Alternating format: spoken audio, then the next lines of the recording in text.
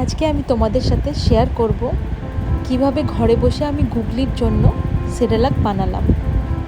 তো সেরেলাক বানাবার জন্য আমি প্রথমেই কিছু মাখানা, ওয়ালনাট, আলমন্ড, কাজু, পামকিন সিডস আর সানফ্লাওয়ার সিডস নিয়েছিলাম। একটা কড়াইয়ে ভালো করে এগুলো ড্রাই রোস্ট করে আমি মিক্সি করার জন্য দিয়ে দিয়েছিলাম। মিক্সি হয়ে যাওয়ার পর একটা ছাঁকনি দিয়ে ছেঁকে আমি সেটা একটা এয়ারটাইট কন্টেনারের মধ্যে রেখে দিলাম।